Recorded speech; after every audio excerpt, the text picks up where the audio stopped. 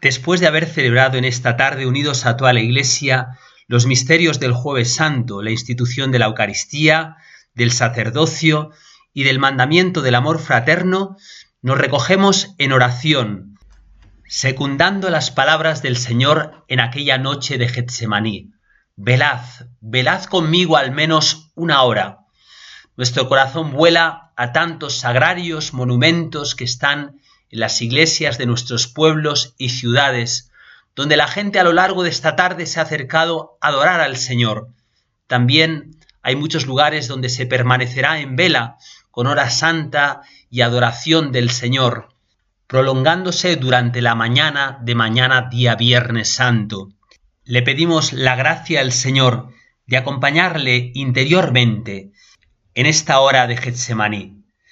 Dame, Jesús, la gracia de poner mi corazón junto al tuyo. Le pedimos a María, nuestra Madre, que nos ponga junto a Jesús. Ella no estuvo en Getsemaní físicamente, pero sí que estuvo espiritualmente. Le pedimos esa unión espiritual con Jesús de corazón a corazón. Dios te salve, María, llena eres de gracia, el Señor es contigo. Bendita tú eres entre todas las mujeres, y bendito es el fruto de tu vientre, Jesús. Santa María, Madre de Dios, ruega por nosotros pecadores, ahora y en la hora de nuestra muerte. Amén. Leemos el texto de Mateo. Entonces Jesús fue con ellos a un huerto llamado Getsemaní, y dijo a los discípulos: Sentaos aquí mientras voy a orar. Y llevándose a Pedro y a los dos hijos de Zebedeo, empezó a sentir tristeza y angustia. Entonces les dijo: Mi alma está triste hasta la muerte, quedaos aquí y velad conmigo. Y adelantándose un poco, cayó rostro en tierra y oraba diciendo: Padre mío, si es posible que pase de mí este cáliz, pero no se haga como yo quiero, sino como quieres tú. Y volvió a los discípulos y los encontró dormidos. Dijo a Pedro: ¿No habéis podido velar una hora conmigo? Velad y orad para no caer en la tentación, pues el espíritu está pronto, pero la carne es débil. De nuevo se apartó por segunda vez y oraba diciendo: Padre mío, si este cáliz no puede pasar sin que yo lo beba, hágase tu voluntad. Y viniendo otra vez los encontró dormidos, porque sus ojos se cerraban de sueño. Dejándolos de nuevo por tercera vez, oraba repitiendo las mismas palabras. Volvió a los discípulos, los encontró dormidos y les dijo: Ya podéis dormir y descansar. Mirad, está cerca la hora y el Hijo del Hombre va a ser entregado en manos de los pecadores. Levantaos, vamos, ya está cerca el que me entrega.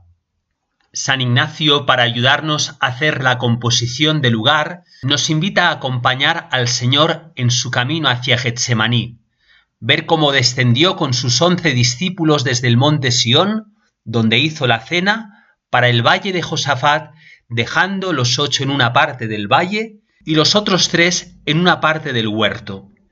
Y poniéndose en oración suda sudor como gotas de sangre. Y después que 3 veces hizo oración al Padre y despertó a sus 3 discípulos, y después que a su voz cayeron los enemigos y Judas dándole la paz y San Pedro arrancando la oreja a Malco y Cristo poniéndosela en su lugar, yéndose preso como malhechor, le llevan abajo y después cuesta arriba a casa de Anás.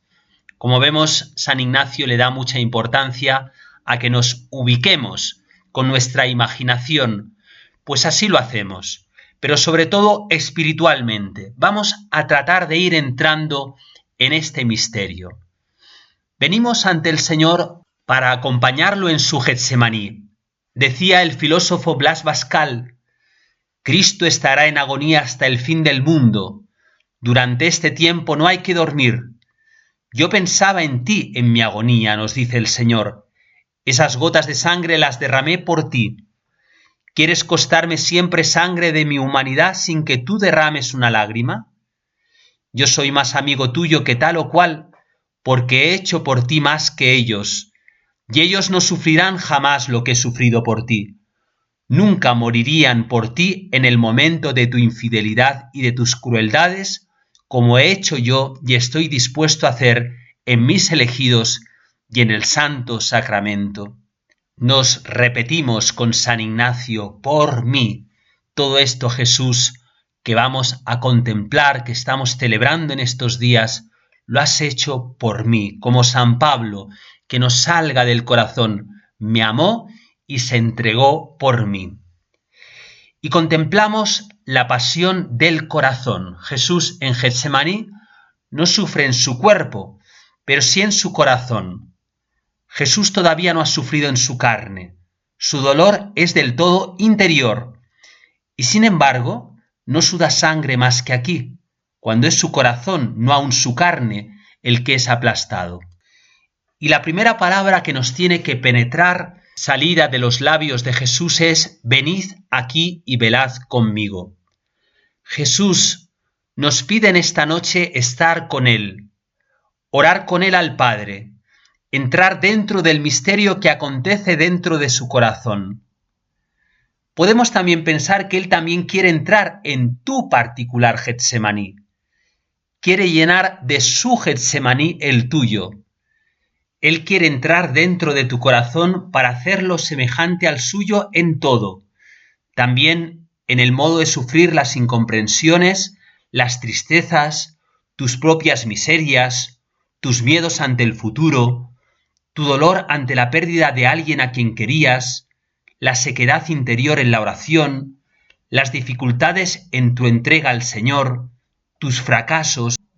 Se trata de unir nuestro dolor con el suyo. Él quiere compartir su dolor, y la manera como comparte Cristo su dolor es que nosotros le entreguemos el nuestro. San Ignacio lo expresa con esa petición: dolor con Cristo doloroso.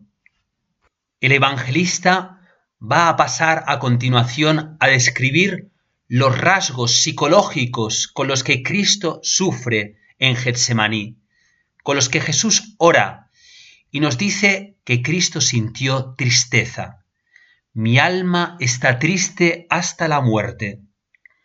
El padre Pichón, director espiritual de la familia Martín, la familia de Santa Teresita, escribió una homilía preciosa sobre los sufrimientos de Jesús en Getsemaní. Os voy a leer ahora un texto donde habla precisamente de esta tristeza del Señor y donde nos dice el padre Pichón que nuestras tristezas no son inútiles. A veces incluso nos reprochamos el estar tristes, pero Jesús ha estado triste para que nosotros en nuestras tristezas nos sepamos también comprendidos y acompañados. Lo leo. En el camino hacia el huerto se siente invadido de una profunda tristeza desgarrante, que le envuelve por completo, de una tristeza que todo su valor no puede levantar y que le arranca este lamento: mi alma está triste hasta la muerte. No es una palabra vana, ahora mismo lo verás, sin un milagro moriría. Y se dice a sí mismo, nos lo dice a nosotros: cómo me había extraordinariamente menospreciado. Pensé que era necesario, como los primeros mártires, cantar ante el suplicio, estar siempre alegre en medio de mis pruebas, de mis sufrimientos. Nuestro Señor no cantaba, no estaba alegre, no superabundaba de gozo, estaba abrumado de tristeza hasta el punto de que su dolor le arranca este doloroso lamento: mi alma está triste hasta la muerte. Ah, los mártires yo los veo lanzándose cantando ante los suplicios, besando el instrumento de su muerte, llamando bienhechores y agradeciendo como tales a los verdugos que les persiguen. Veo bien lo que sufren en sus cuerpos, pero no veo lo que sufre su alma. Su alma estaba en la serenidad perfecta, gustaba ya el cielo anticipado. La alegría interior los hacía como insensibles a los tormentos. Son mártires en sus cuerpos. Jesús, el Rey de los mártires, ha querido ante todo ser el mártir del alma. Mi divino Rey no cantaba al dirigirse a su martirio. Tenía el corazón oprimido, Su alma estaba triste, triste para morir. Oh alma mía, ¿por qué pues me reprochas mis tristezas? ¿Por qué eres tan severa conmigo? ¿Por qué exiges que sufra con alegría? Cuando Dios permite que yo esté también en el martirio del alma, cuando permite invadirme la tristeza. Nuestro Señor ha tenido tristezas antes que yo y más que yo. Sin embargo, su tristeza era buena, meritoria. Puedo, pues, en mi tristeza, presentarme a Jesús, arrodillarme a su lado en Getsemaní, unir mi sufrimiento al de su corazón. No estoy solo sufriendo con tristeza. Jesús está conmigo. La oración de Jesús se hace intensa. El dolor de Cristo penetra lo más profundo de su alma. Y nos dice a continuación el evangelista que, sumido en agonía, insistía en su oración: Padre, si quieres, aparta de mí este cáliz. Y aquí se produce ese sudor con gotas espesas de sangre. El padre Eugenio del Niño Jesús, un carmelita que conoció profundamente a Santa Teresita del Niño Jesús y que tiene un libro hermosísimo sobre el camino de la vida espiritual, siguiendo las moradas de Santa Teresa y también a San Juan de la Cruz y a Santa Teresita, explicaba en qué consistió este sufrimiento de agonía de Cristo en Getsemaní. Jesús cargó con el peso del pecado al venir a este mundo. El pecado del mundo, como un manto de ignominia, cubría desde el principio al santo por excelencia, haciendo de él una víctima. Jesús caminaba resueltamente y marchaba hacia su pasión entre los raudales de luz y felicidad que le llegaban por la visión beatífica de la divinidad y que habitaba en él corporalmente, y la pesada carga de ignominia que le rodeaba. Después de la cena, habiendo atravesado el Cedrón, Jesús acusa un cambio en su alma. ¿Qué es lo que ha sucedido? Y el padre Eugenio a continuación va a explicar en qué consiste este misterio del sufrimiento de Jesús siendo Dios. Por una operación que permanece misteriosa para nosotros, Jesús ha invertido, por así decirlo, el equilibrio de su alma. Ha permitido que los raudales del pecado, que estaban contenidos por los de la visión de Dios, Él es Dios, se desbordaran en su alma y que se cumpliera su obra de destrucción con toda su potencia. De ese modo sus sentidos quedan invadidos y las facultades de su alma, su inteligencia y voluntad veladas. En Cristo no se podrá manchar nada, pero Él puede sufrir y morir. Esta santa humanidad se va a convertir en terreno de encuentro de las dos fuerzas mayores que hay, la de la divinidad que le santifica y la del pecado del mundo de todos los tiempos.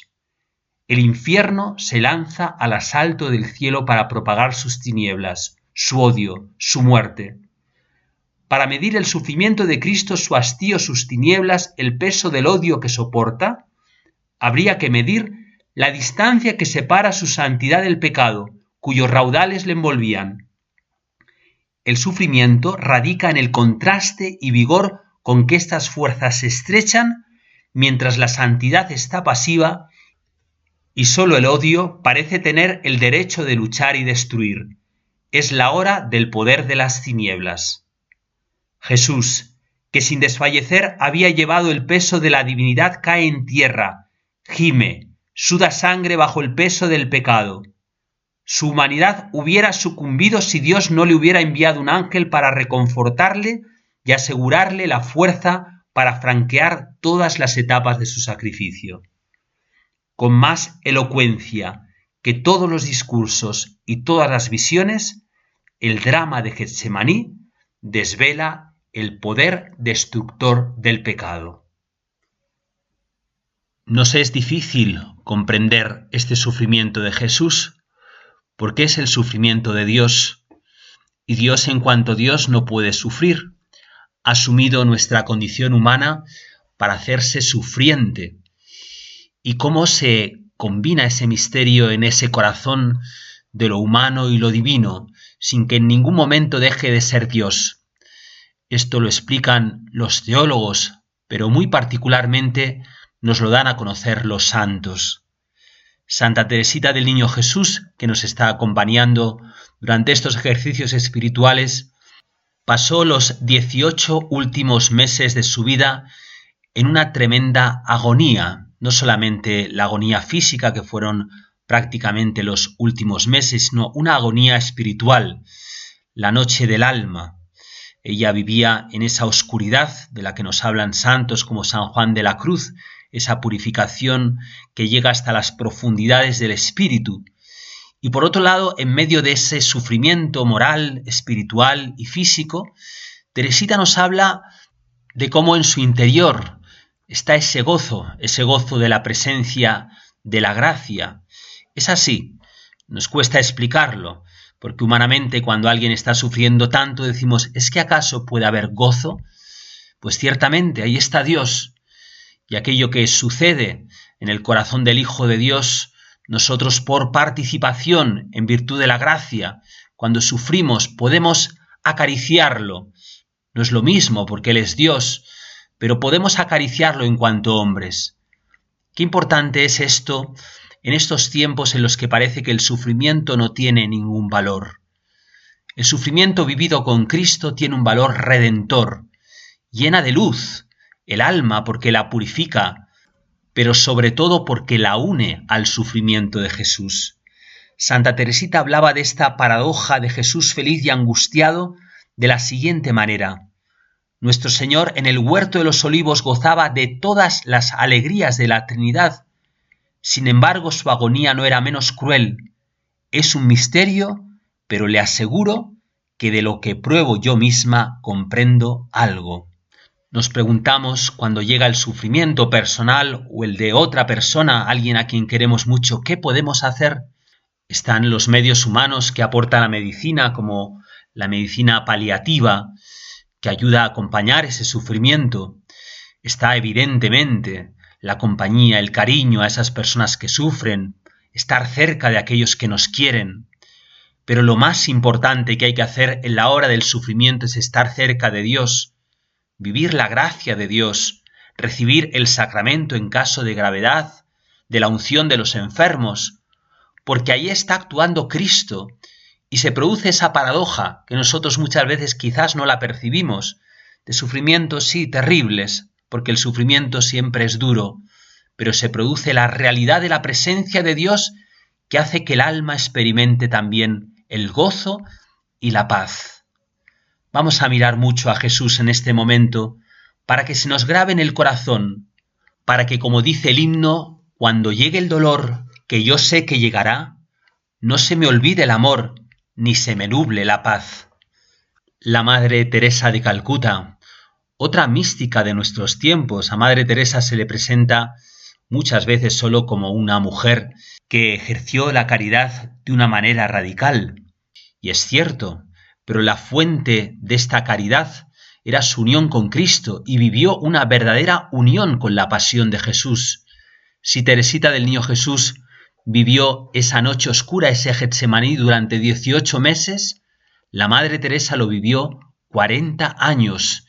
Esto se descubrió después de su muerte, cuando se publicaron unas cartas personales que ahora están recogidas en un libro que se llama Vense mi luz.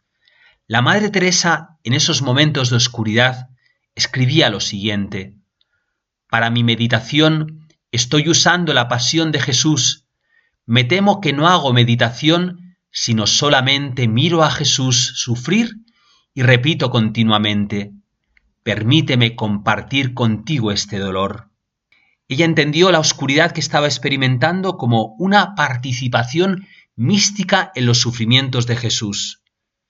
Padre, decía, estoy sola, tengo su oscuridad, tengo su dolor, porque era de Jesús, y junto a ese dolor también, como Teresita dice, por ese misterioso gozo, hoy sentí realmente una profunda alegría porque Jesús no puede pasar nunca más su agonía, pero quiere pasarla en mí.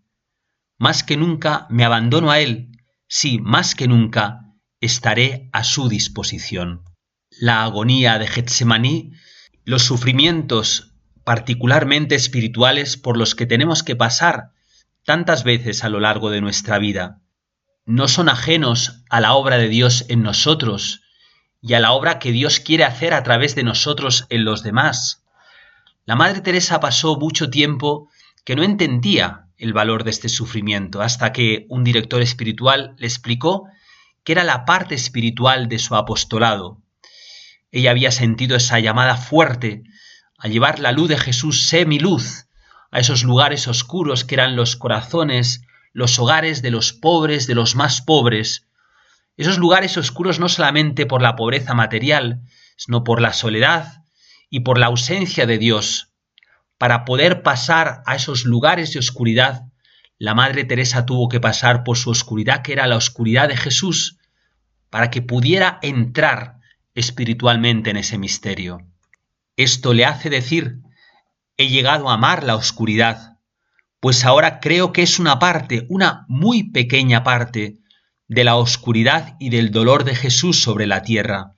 Usted, le dije al director espiritual, me ha enseñado a aceptarla como el lado espiritual de la obra. Hacemos una breve pausa para entrar en silencio en la oración con Jesús, para tratar de unir nuestro corazón al suyo, y ponemos a nuestros hermanos los hombres en esta noche junto al corazón de Jesucristo, tantos que pasan por su particular Getsemaní sin darle sentido, viviendo momentos de oscuridad, que nuestra oración llegue a esos corazones, que Jesús, por nuestra oración, pueda llegar a esos lugares de sufrimiento y los convierta de la oscuridad a la luz. Acompañar a Jesús en Getsemaní supone poner toda la carne en el asador, es decir, la verdad de nuestra vida, la situación real de nuestro corazón delante del suyo. Lo hemos de poner tal cual está. Con el salmista le decimos a Jesús, por ti me meto en la refriega. Y le preguntamos al Señor como lo hicimos en aquella primera meditación sobre el pecado. ¿Qué quieres de mí, Señor? ¿Qué estoy dispuesto a hacer, a padecer por ti? Pensamos quizás en aquellas cosas que sabemos que el Señor nos ha dicho cuando nos hemos tomado en serio la oración, unos ejercicios, un retiro, momentos de generosidad en nuestra vida, en los que nuestro no vimos cómo se transformaba en un sí, y volvemos a esos momentos de amor para volverle a decir a Jesús que sí, que queremos estar con Él, que no nos queremos retirar en el momento de la cruz, que nos abrazamos a este momento en el que Él nos está pidiendo que le acompañemos. Y tratamos de ir balbuceando con Jesús esa oración. Padre, si es posible, que pase de mí este cáliz. A Jesús esta oración le tiró al suelo, porque era una verdadera lucha. Cuando rezamos de verdad, tenemos que experimentar lo que es la lucha. Hay una escena del Génesis en la que Jacob lucha con Dios. También el escenario es muy parecido. El combate de Jacob se desarrolla de noche al otro lado de un vado, el de Yabok, e igualmente el de Jesús tiene lugar durante la noche, al otro lado del torrente Cedrón. Jacob aleja de sí a esclavos, esposas e hijos para quedarse solo. Jesús también lo vemos como se aparta de los 3 discípulos para orar. Pero, ¿por qué lucha Jacob con Dios? Aquí está la gran lección que tenemos que aprender. No te suelto, dice Jacob, hasta que no me hayas bendecido, o sea, hasta que no hagas cuanto te pido. Y aún más le dice, dime tu nombre. Está convencido de que usando el poder que da a conocer el nombre de Dios, podrá prevalecer sobre su hermano, quien le sigue. Dios le bendice, pero no le revela su nombre a Jacob. Jacob lucha, por tanto, para plegar a Dios a su voluntad. Jesús lucha para plegar su voluntad humana a Dios. Lucha porque el espíritu está pronto, pero la carne es débil. Surge espontáneamente preguntarse, ¿a quién nos parecemos nosotros? ¿A quién nos parecemos cuando oramos en situaciones de dificultad? ¿Nos parecemos a Jacob, el hombre del Antiguo Testamento cuando en la oración luchamos para inducir a Dios a que cambie de decisión, más que para cambiar nosotros mismos y aceptar su voluntad, más que para ser capaces de llevarla con Él?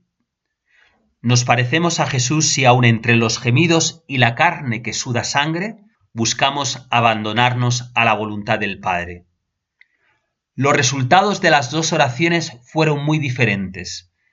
A Dios no le da su nombre, pero a Jesús le dará el nombre sobre todo nombre. Cuando perseveramos en este tipo de oración, a veces sucede algo extraño que podemos haber experimentado en nuestra vida, pero que es real. Las partes se invierten.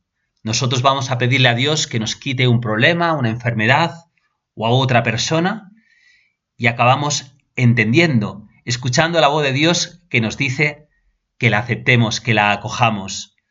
Dios es el que nos pide ahora a nosotros. Nos pide que aceptemos esa cruz, esa situación, esa persona. Se han invertido las partes. Ese es el fruto precioso de una oración en lucha, de una oración hecha por amor y con amor como la de Jesús. Me viene al recuerdo una anécdota que he escuchado varias veces. Es la de un mendigo que relata una experiencia. Dice más o menos así: había estado pidiendo de puerta en puerta por la calle de la ciudad cuando desde lejos apareció una carroza de oro. Era la del hijo del rey. Pensé, esta es la ocasión de mi vida, y me senté abriendo bien el saco esperando que se me diera limosna sin tener que pedirla siquiera, más aún que las riquezas llovieran hasta el suelo a mi alrededor. Pero ¿cuál no fue mi sorpresa cuando al llegar junto a mí la carroza se detuvo, el hijo del rey descendió y extendió su mano y me dijo: ¿puedes darme alguna cosa? ¿Qué gesto el de tu realeza extender tu mano? Confuso y dubitativo tomé del saco un grano de arroz, uno solo, el más pequeño, y se lo di.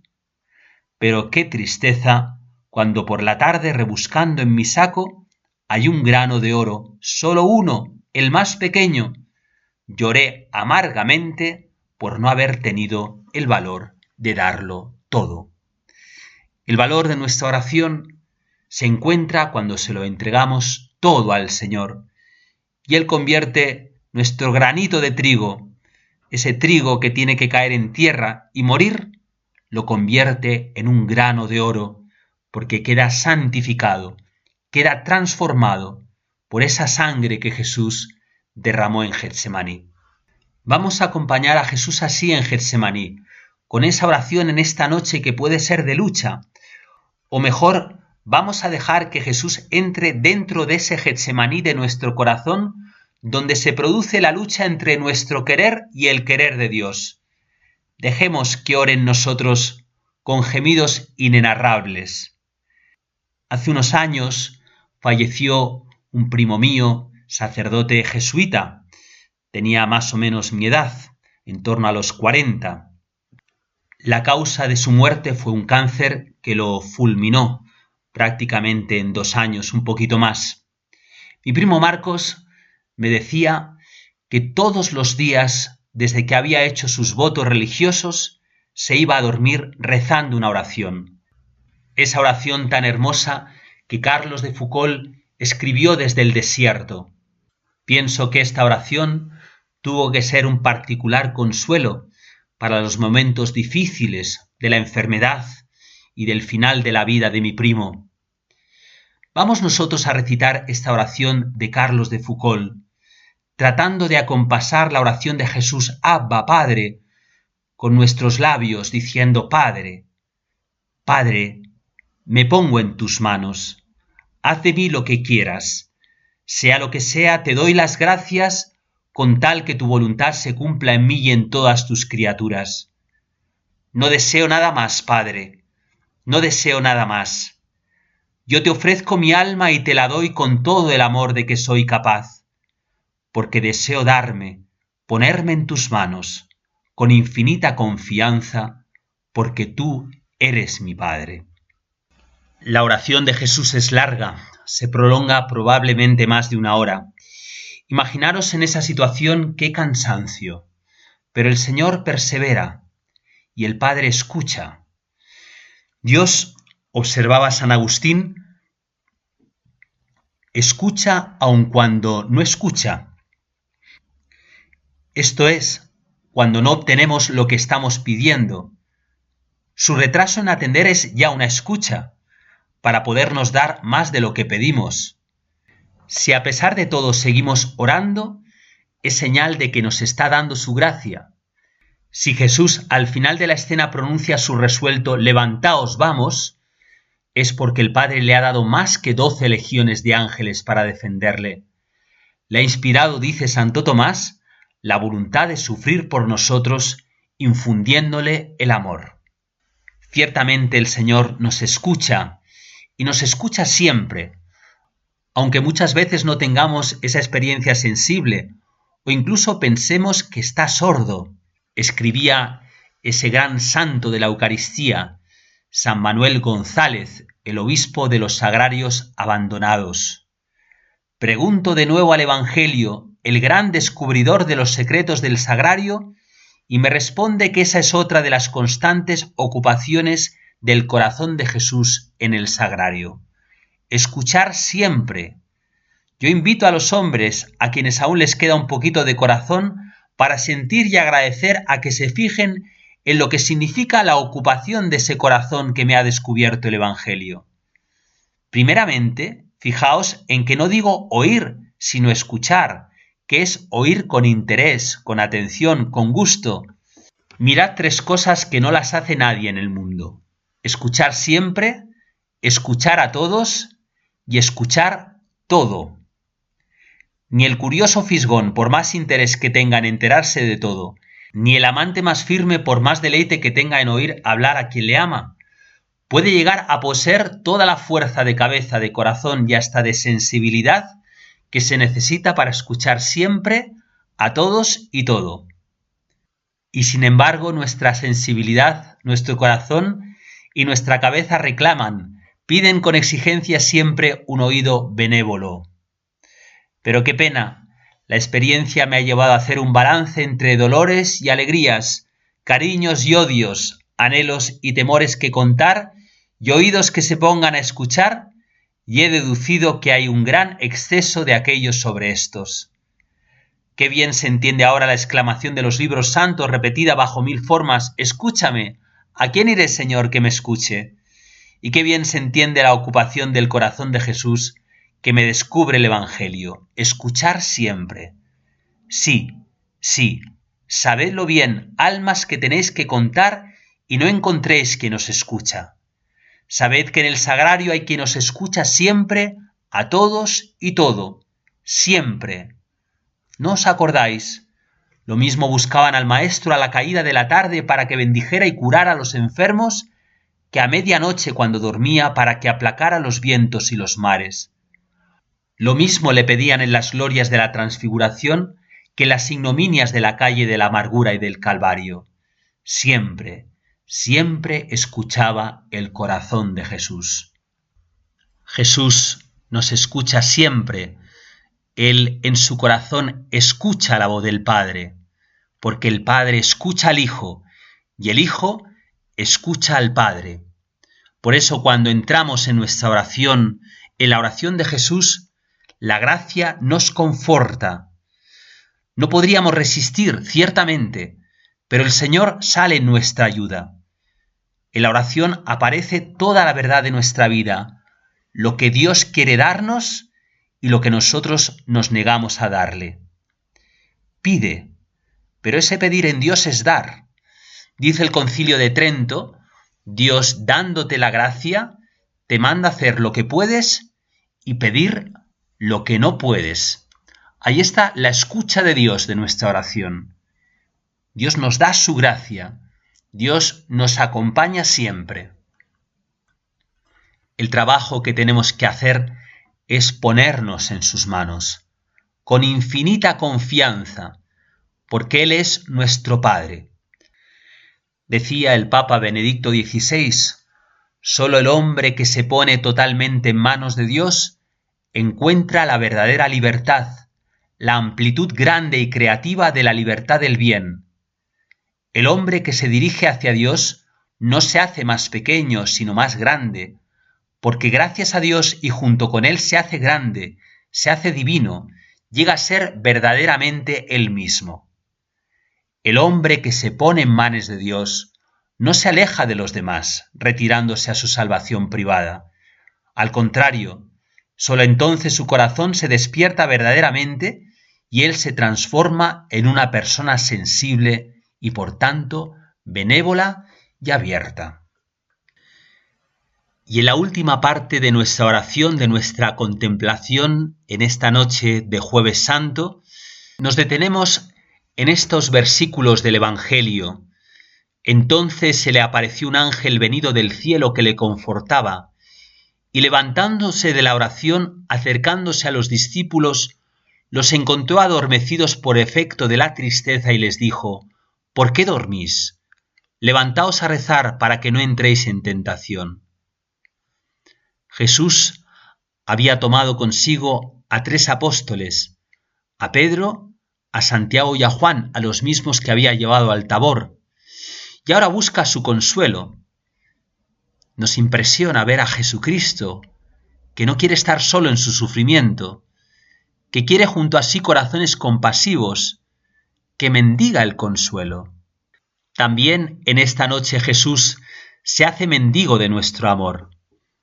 Si en la agonía de Jesús estuvieron presentes los pecados de toda la historia de la humanidad, mis pecados y los tuyos, también en el consuelo de aquel ángel estuvieron presentes las oraciones de todos los hombres y mujeres que a lo largo de la historia han querido acompañar a Jesús en Getsemaní. El Papa Pío XI, en la encíclica Miseredentissimos Redentor, hablaba de este misterio de cómo llega hoy nuestra oración al consuelo de Jesús en aquel Getsemaní. Decía lo siguiente: si a causa también de nuestros pecados futuros pero previstos, el alma de Cristo Jesús estuvo triste hasta la muerte, sin duda algún consuelo recibiría de nuestra reparación también futura pero prevista cuando el ángel del cielo se le apareció para consolar su corazón oprimido de tristezas y angustias. Así, aún podemos y debemos consolar aquel corazón sacratísimo, incesantemente ofendido por los pecados y la ingratitud de los hombres, por este modo admirable pero verdadero.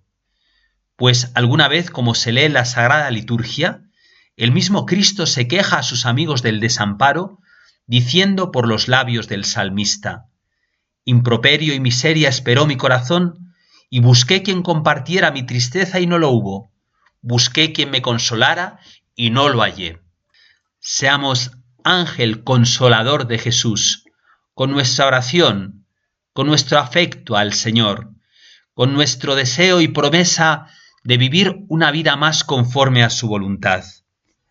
El valor reparador y consolador de nuestra oración de hoy al sufrimiento de Jesús en Getsemaní lo han explicado de una manera muy particular los santos y los místicos.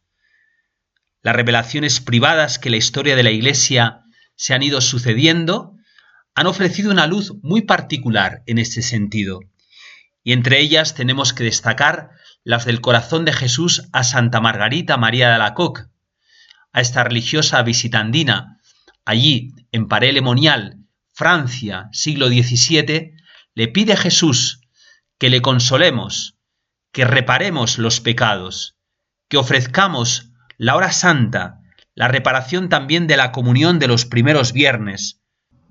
Y sobre todo, Jesús le pide a esta religiosa que la Iglesia instituya una fiesta cuyo valor y sentido más importante es la reparación de las ofensas y pecados que llevaron a Jesús a sufrir en Getsemaní y a morir por nosotros en la cruz. También en Fátima la Virgen pide a los niños esta oración de consuelo, esta oración de reparación. El Papa Juan Pablo II en el año 2000 beatificó a los pastorcitos Francisco y Jacinta y en la homilía decía lo siguiente: lo que más impresionaba y absorbía al beato Francisco era Dios en esa luz inmensa que había penetrado en lo más íntimo de los tres. Además, solo a él Dios se dio a conocer muy triste, como decía. Una noche su padre lo oyó sollozar y le preguntó por qué lloraba. El hijo le respondió: pensaba en Jesús, que está muy triste a causa de los pecados que se cometen contra él. Vive movido por el único deseo, que expresa muy bien el modo de pensar de los niños, de consolar y dar alegría a Jesús. Juan Pablo II quiso ponderar que Dios está triste por nuestro pecado y necesita consoladores que le den alegría. Por eso alaba los sentimientos y deseos de Francisco y Jacinta de consolar, de reparar y de ofrecer sacrificios y oraciones. En este mismo sentido, en la carta apostólica Dominique Cene sobre el misterio y el culto de la Eucaristía, Juan Pablo II exhortaba: no escatimemos tiempo para ir a encontrarlo en la adoración, en la contemplación llena de fe y abierta a reparar las graves faltas y delitos del mundo. No cese nunca nuestra adoración. Que el Señor nos dé la gracia de esta sensibilidad con el corazón de Cristo, de que lo que a Él le llega, lo que a Él le duele, nos duela. Tanto mal, tanto pecado en el mundo, también dentro de nuestra Iglesia. Tenemos que reparar, tenemos que ofrecer nuestro cariño. Es una cuestión de amor. Es aquello que decía San Agustín: dame un corazón que ame y sentirá lo que digo. Ojalá que nos sumemos nosotros a esa legión de almas buenas, de almas fervorosas que han querido unir sus sufrimientos a los de Jesús. Es cierto que la secularización en la que vive nuestro mundo hace que a veces nos encontremos en medio de un silencio de Dios que pueda parecernos estremecedor, pero también es cierto que hay muchos hombres y mujeres que desde el silencio ofrecen su vida en amor, en reparación, en ofrenda a Jesucristo. El padre Pichon también hablaba sobre este momento en el que Jesús es consolado y confortado por el ángel. Nosotros también necesitamos muchas veces ser confortados por el ángel. Si Jesús buscó y esperó ese consuelo, nosotros legítimamente también lo podemos esperar. Escribía así: un ángel baja del cielo para sostenerlo, confortarlo. Cuando Dios me ha enviado su ángel para sostenerme, un alma que me ha comprendido, o mi confesor, me he reprochado de haber atendido el socorro del ángel, de no haberlo rechazado. He creído perder mis méritos por aceptar sus consuelos. ¿Es que nuestro Señor rechazó al ángel? ¿Es que acaso lo envió al paraíso? No, lo aceptó, beneficiándose del socorro que Dios le enviaba. Cuando Dios nos envía a su ángel, sepamos aprovecharlo. Sin duda hay un justo medio, una medida a guardar, pero nuestro Señor la cumplió dándonos ejemplo. Sí, Dios mío, cuando me enviéis vuestro ángel, sí lo aceptaré gozoso. Llevamos en nosotros una llaga íntima que nos corroe, pequeñas penas, temores, debilidades, turbaciones, aburrimientos, sinsabores, repugnancias. Dejémosles roer nuestro corazón. Día vendrá y cerca de Dios se convertirán en perlas preciosas que adornarán nuestra corona en el cielo por toda la eternidad. Vamos a finalizar nuestra hora santa en Getsemaní ofreciendo una oración de reparación por los agravios, las ofensas que hacemos y hacen los hombres al corazón de Cristo. Divino Redentor y Salvador nuestro Jesucristo, queremos desagraviarte, implorando tu perdón por todos los que te niegan y te blasfeman, así como tu misericordia infinita para todos los que rechazan el tesoro incalculable de tus gracias, al dejarse arrastrar por esta creciente ola de laicismo que avanza sobre la humanidad en esta hora difícil de su historia. Imploramos la luz de tu Santo Espíritu, para que todos en tu Iglesia podamos darnos cuenta de los errores, blasfemias y herejías, y te pidamos la fortaleza para poder combatirlos con firmeza, valor y amor reparador. Por pretenderte sustituir a ti, nuestro único y verdadero Señor, nuestro Dios y Salvador, que eres todo amor, perdón, Señor, perdón. por pretender sustituirte a ti, Jesucristo, camino, verdad y vida, por ideologías de partido o falsos maestros, perdón, Señor, perdón.